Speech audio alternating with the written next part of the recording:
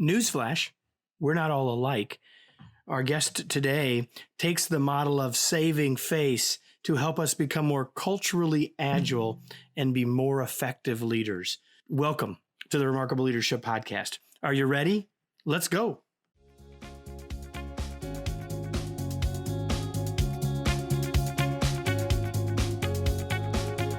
Welcome to the Remarkable Leadership Podcast.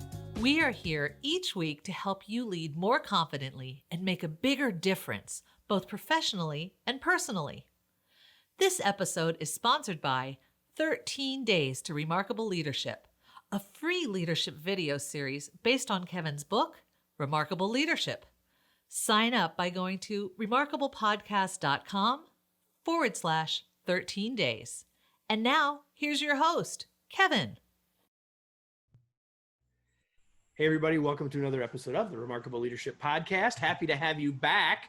Hopefully it's back and not just for the first time. But if it is your first time, we're certainly glad that you're here. And you're going to be glad that you are here too, because I have a wonderful guest for us today. Let me introduce her to you, and then we'll dive in, okay? Her name is Maya Hu Chen.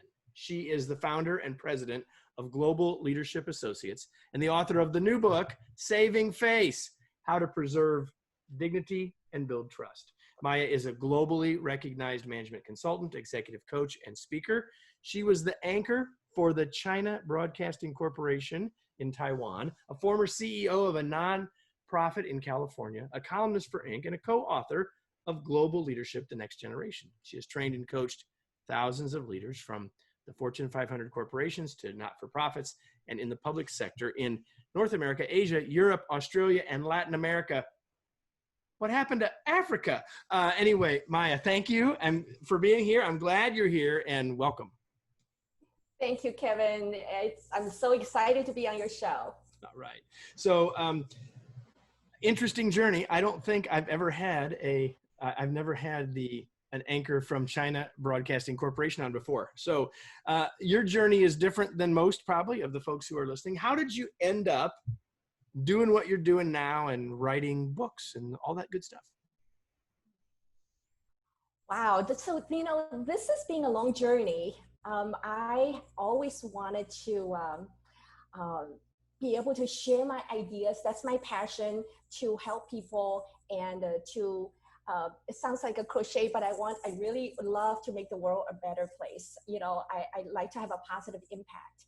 And so from early on that I work in broadcasting and journalism, and then working for nonprofits, and then also led me to work in leadership development and executive coaching. So every step in the way that I enjoy working with people, and particularly working with leaders, that I have chosen to be my focus, because I feel that if I can help leaders, I can grow their leadership, then they will be able to have a positive influence and impact on the people they work with, and also the organization they lead. So that has been my passion all these years. And then I have the fortune of being able to work globally, in the U.S. and in many different continents and countries. Africa is next. That's the only thing that's basically the only thing got left out. Absolutely. No, we don't want to leave Africa out. So I'm working on it. Right. So that's my passion. And that led me to continue to work with leaders. And over the years that I have, work with leaders, and I share with them a concept that resonate with leaders at all levels and in different industries and in different functions. And some concept is so essential to their leadership. But it's also counterintuitive sometimes. And this is the concept of face. And I find that this is something that I wanted to write about, because so many leaders has experienced a lot of either challenges or pain points and frustrations of not being able to engage people, or having challenges or difficulties in relationships. And then when you hear this phrase, it's not about the money, that the real issue often it's about face. So then I would like to kind of dig deeper and then help people see more clear about what this is about. And then how can we overcome that? So we're going to talk about that in just a second. My observation here, everybody, is for all of the ways that Maya and I are not alike, and if you're watching us, it's pretty clear that we're not alike in many ways.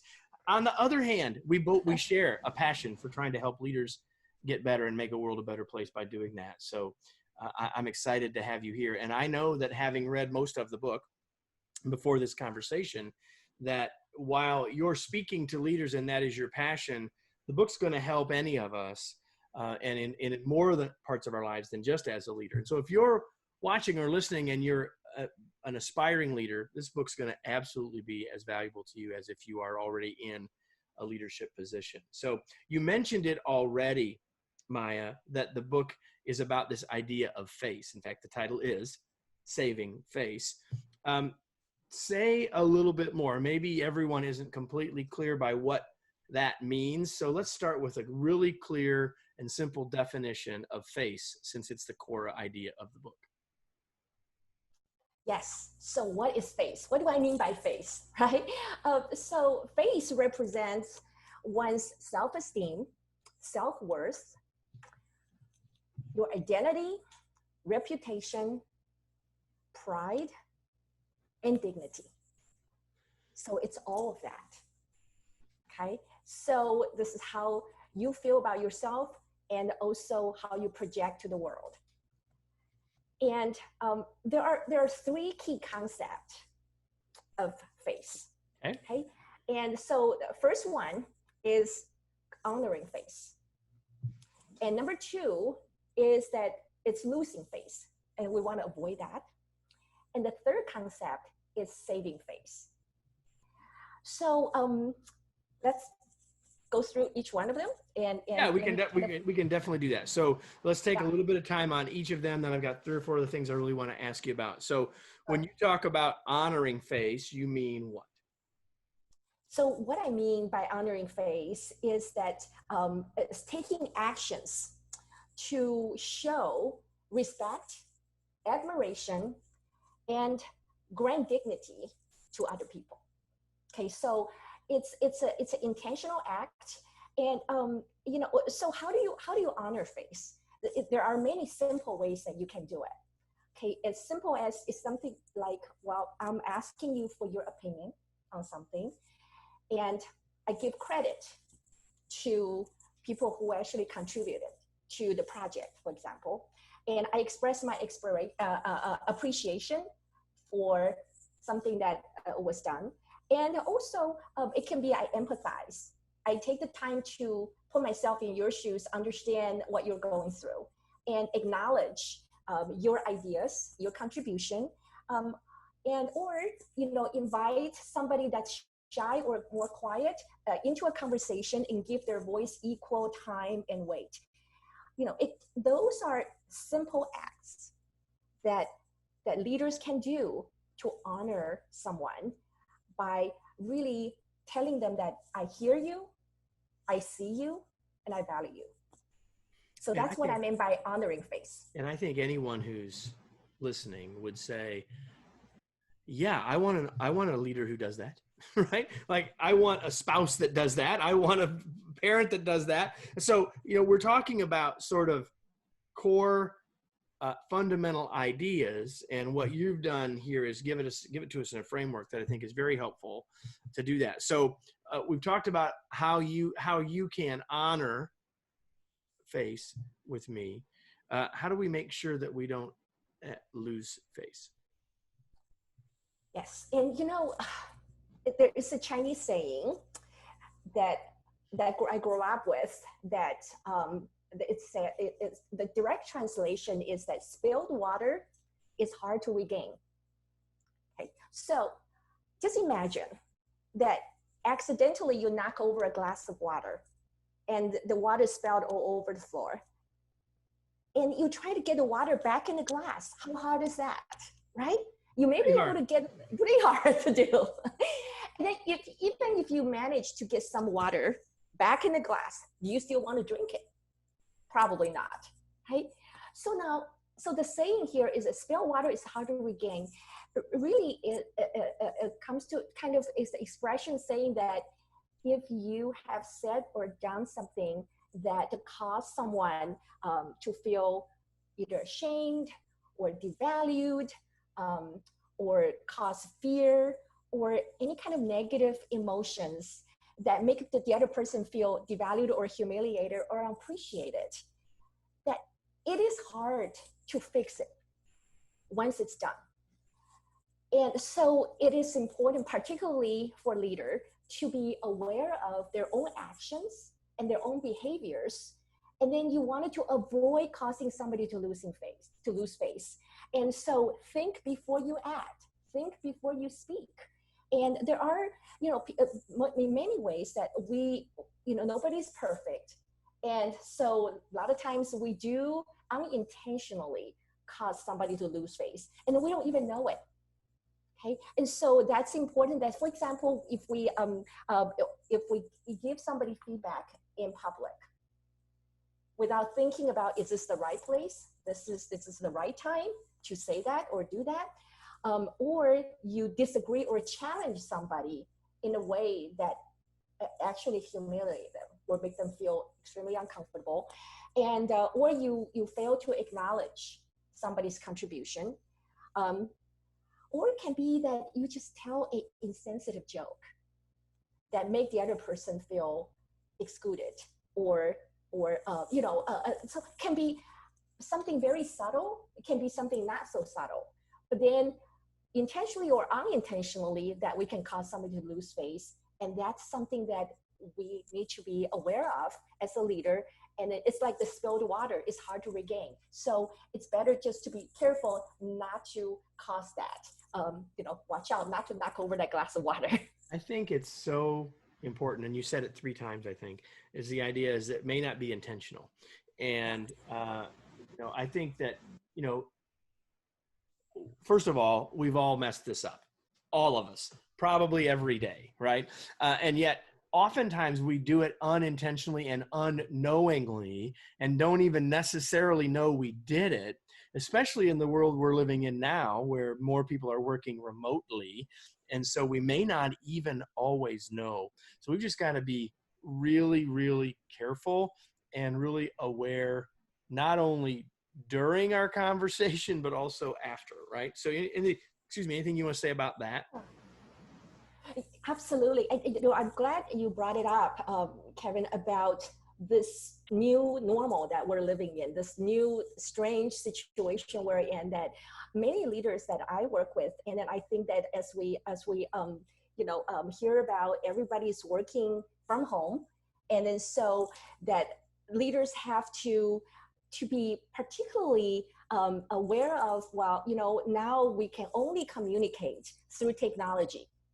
And we don't see people face to face. And then so leaders have to work with remote teams. They have to work across geography, across time zones. And on top of that we're working with very diverse population, and, people with different gender, cultural backgrounds, different generations, and also just different, thinking style and different personalities. So among all of those diverse factors, that the leaders need to be very much aware. I like to think that, we all have this human antenna. Right? It's invisible. Now, if you think about, in the old days, we had those old-fashioned radio, right? We listen to something, if the antenna is down, what happens? Static, right? You can't hear things clearly. But if you raise the antenna, and all of a sudden, the signal become much more clear, and then it's focused, and you'll be able to clearly see what's going on. So, that's what I mean by that. Leaders, when we're working with people from diverse backgrounds and also remotely, I think, Kevin, certainly you are the expert in working with virtual teams. You have written 2 books about that. And it's, we all know how challenging it is to work with people remotely and virtually. And so once the leader needs to be able to raise that human antenna, to pay attention that what's happening with my team? Are they engaged? What does the silence mean? Does that mean agreement? Or does that mean that they actually are thinking? Or do they disagree? Is that why they're so quiet, right? I have an example here, a quick story I'd like to share with you. Linda, let's just call her Linda, that Linda works for a software company. And she is a upcoming, a leader that was promoted very quickly. And she was analytical, very efficient, and also very technically savvy. So she used this platform called Slack every day to communicate with her team. And even with people sitting right next to her, she used Slack to talk to them. Now, so she prided herself of being very efficient, getting things done, no nonsense, and brutally honest. So then what happened was that when she worked with this team, that she would provide feedback about how things are going, what they did, and then the feedback basically goes out to everybody. And so the person who received the negative feedback often read the feedback and felt embarrassed, humiliated, and then they shut down, and then they decide, then they disengage. And everybody else on the team read the same message, and they also felt, wow, I don't want to be in that person's shoes. That's terrible, right? And then so very quickly that she created this culture of fear. So nobody wanted to take any risk or share their ideas, a fear of being criticized or embarrassed. And so she created this fear-based culture, and nobody wanted to really take risk or engage. And then the productivity suffers, and the team performance also decreased dramatically. And so when she came to me for coaching, that we look at her feedback and realize that this is really a behavior that does not serve her well, does not serve the team well. And then she caused people to lose face. And then so how can she rebuild the space for her team, right? And then so what she did was that very quickly that she decided to change the way she communicates, how she leads this virtual team, is that she's very mindful about providing feedback, take it offline, and then to make sure that she rebuild that trust, and also to be very consistent with her behavior day in, day out. It's hard work. It takes her 6 months to rebuild that trust, and the team started to feel comfortable and safe to speak up again. But it can be rebuilt, but it takes some very intentional effort to save face and then rebuild that face, so then the team can start functioning positively again. You just brought up a topic that I was hoping we could chat about a little bit. And it's the idea of psychological safety. And I talk about that quite a bit. And we've had a couple of guests where we've talked about it here in the not too distant past. And again, this isn't really a conversation about remote only, but it's especially important then, because we've got to just be extra careful, because people, another reason they don't come isn't just because they don't feel that it's safe, but it's just like the barrier. Is the boss even here? Like, if they're in the building, we can see if the door's open, right? If they're not, we got no idea. So there's 100 reasons why it gets in the way. You've talked now about honoring face and losing face and saving face. Anything else that you want to say about the psychological safety piece specifically? Because I think that's so important and not often talked about. Absolutely. And psychological safety is such an important topic for leadership. Okay. And when people feel safe, they show up differently. They're more courageous, they're more creative, and they're more engaged. And then they wanted to contribute, they wanted to share. But on the other hand, when people feel unsafe, and they tend to shut down, and then they focus on self-protection instead of the bigger goal of making things work or accomplish their business objectives. Right. So so the psychological safety has a direct impact in people's performance, and then even how long they stay with the company, the loyalty. So that's why it's it's huge, right? And Google did a study that was, something that's widely publicized, talking about what the number one reason team work well together, whether they're virtual teams or intact team that people see each other every day, that regardless of their physical distance, that people feel safe, then they perform better. That's the number one factor. And then, so what is involved in the psychological safety is that there are two behaviors. One is that the conversation turn-taking, that people take turn at team discussions or meetings, take turn to share their ideas and thoughts. At the end of the meeting, everybody said what they want to say, and they don't hold back. Okay, and then they walk away feeling like I have shared my ideas and I fully contributed. And that's number one, is the communication among team members. And the number two is the high level of social sensitivity. Okay, and that's the empathy piece, that how team members tune in to each other's emotional state, and they pay attention to what is said and what is not said. They look at each other's physical cues and gestures and facial expressions and pay attention to, is this person engaged? How do they feel? Okay, and so then those two things together, the team communication and the empathy together, can create a psychological safety. And then when you have those things together, those two factors, people work better together. And then they are more productive and they're more creative, and naturally that they create better results. That's so important. And then this ties directly into building faith and also saving faith.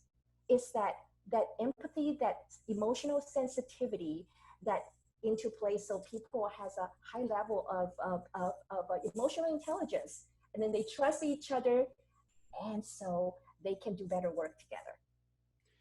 So there's a lot of things that Maya and I could talk about. I'm talking with Maya Hu Chan, the author of the brand new book, Saving Face, How to Preserve Dignity and Build Trust. We've been talking about it. There's a lot of things we could talk about. There's a big section of the book where you talk about your ideas around how we build relationships, and we don't have time, unfortunately, to get there. But there's one other thing in the book, before we sort of shift gears, that I want you to talk about. And you said, well, I'll put it this way. I have not done as much world travel as you have. I've worked with people from about 40 countries, but not probably in the depth that you have in many ways. And so here's always one of my worries. I don't want to be the ugly American. And in the book, you give us 4 things we can do if we don't want to be the ugly American. So for my benefit and everybody else's, can you give us a couple of tips there if we are blissfully unaware of what we might do wrong? Mm-hmm. Okay, well, let me give you maybe a couple of tips there, right? That'd be awesome. So I have worked with leaders all over the world. And except Africa. We have got to get Africa, Maya. That's right. I have a good friend who just moved to Rwanda, so I have to work on getting me over there and start working with leaders in Africa. Then you can say I've worked with people on every continent except Antarctica, and we can probably grant you that one, okay, right? That's good. That's my goal for 2020. There you go. Yes. Well, so to answer your question about how to avoid being an ugly American, I would say that one of the key things is to really, in fact, I have this model called AAA model in my book. That I think probably is the easiest way to explain this whole concept and help people kind of get on track about, okay, well, what do I have to do so that I actually can become a socially and culturally sensitive person, whether you're a leader or not, right? So the AAA model, each A represents a different stage, different step. So the first A is aware, okay? So be aware of your own assumptions, behaviors, values, and beliefs, okay? And also be very much aware of your own bias. Nobody's bias free. We all have certain level of bias. So it's important to be aware of that. And so that's the first step. And the second step is to acquire. So the acquire meaning that you explore, you seek to understand the other person's frame of reference and put yourself in the other person's shoes. And by asking questions, by trying to kind of really understand where you're coming from. So acquire is being curious and then really have an open mind. And the third A is adapt. So then once you have the awareness, and then you acquired information about the other person's frame of reference, then you adapt your behaviors. You take thoughtful actions to produce positive results and outcomes for everybody involved. So you adapt your behaviors, you adapt your mindset, so that's the AAA model: aware, acquire, and adapt. So let me give you a quick example of how this actually come to play in real life. So I have been working with a senior executive team of a global organization. And this senior executive team has all the members that are coming from different countries. They come together, work together to serve this organization. And recently they have a new member joining the team. And this new member is actually from Asia. And so in the early stage, when the team come together in a social occasion, they all came out, they all got together for dinner. And this Asian member was commenting on an Australian gentleman that is saying, she was saying that, oh, you know, you're an old person, and then I think you're a little heavy, right? And then so hey, it wasn't me, everybody. I promise. It wasn't me. I'm not from Australia. Even though both of those things apply, Maya. Well, so when she said that, everybody was so surprised to hear those comments, and didn't know, they all freeze, didn't know how to respond to that. Because they, you know, most of the members there were from Western culture. And then so when they were listening to this comment, and then they were looking at the Australian gentleman and thought, oh my gosh, I hope that he's not offended. And they look at the Asian woman and said, oh my gosh, what's going on? What's wrong with her? And then so people were just like extremely uncomfortable, and they start to kind of change subject. But then this topic never went away. So then people start talking about, well, this is not good. We don't want this to continue or have other kind of comment that can create frictions or conflict within the team. So then they brought me in, and we start working with the team. And then so I asked them to apply the AAA model. Okay, so then first of all, I asked them to look at themselves and ask themselves, what is your assumption? And then they say, well, you know, nobody likes to be called old or fat. So in our culture, this is terrible, right? Offensive and inconsiderate, insensitive, and rude. So, you know, those are inappropriate things to say. And I said, okay, so that's your belief, and that's something that you believe, right? And then so the awareness is there. And then I said, let's take it one step further. Let's acquire some information. Let's find out more about where is she coming from. So then I say, ask her, why did she make those comments? And then they'll say, wow, oh, okay, well, okay, we'll ask. So then they check with her, and then she said, oh, well, you know, in the Asian culture, that we believe that the seniority is it's something that to be respected. So when we call somebody old, we elevate their status, and we respect that person because the seniority and age comes with wisdom and with experience. So when I say this person is old, it's really to show my respect for that person. And then say, well, what about this being fat? And then she said, well, I actually didn't use the word fat. I said, you know, you're a bit heavy. And in fact, in Asian culture, when you look at somebody and then you make comment about they're heavier, it's like what I meant was that he was glowing, he looks healthy and well. So it was not an insult. And then when they heard this response, they were blown away. It was like, wow, that was the exact opposite of our assumption. We assumed the worst, but it's actually coming from a very positive, intent. So then they adapted. What they did was that they started to adapt to in the future, anything that each other says something, they double check and don't jump to conclusion too quickly. And then also this Asian member also realized that, well, I have to be more culturally sensitive. And then so before I make any comments, I need to check and make sure that it's not offensive, because then they can create some misunderstanding and conflict, that unintended conflict. So that was a good example of how you apply AAA model. And this can be, this can happen to any of us. It surely can. There's no doubt about it. So before we start to wrap up and go to the final segment of the show, I want to tell everybody that today's episode is sponsored by The Remarkable Way. It's our way to help leaders become more effective, one skill at a time, 1 month at a time, focused on the mindset, skill set, and habit set to become a more effective, remarkable leader. You can learn more by going to remarkablepodcast.com/way.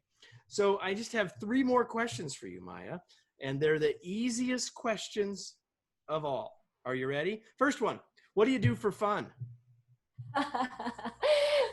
Well, if you ask me this question before the lockdown, I would say that, I love to travel.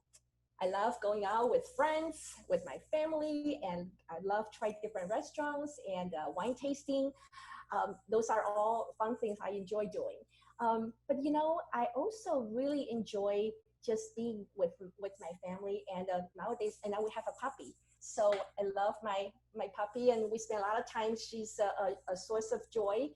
And so we spend a lot of time hanging out with her. And I have triplets, and so they're all home now because of the lockdown. And then so we're just hanging out, and actually I'm kind of enjoying it.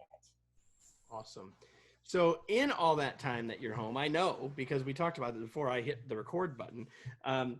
Tell us what you're reading. I know you're doing some reading, so tell us something that you're reading now or you've read recently. Well, I would say that I love to read. I read a lot of books, and the most recent book that I read is called Designing Your Life.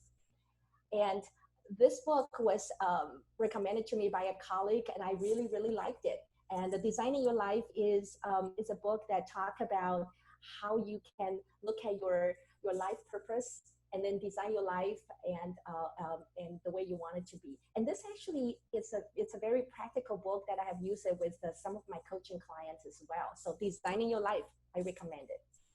Excellent. Thank you. And of course, all of you are going to want a copy of Saving Face, How to Preserve Dignity and Build Trust. So Maya, how can people find out more about you and your work and the book and anything else? How can people be connected with what you're up to?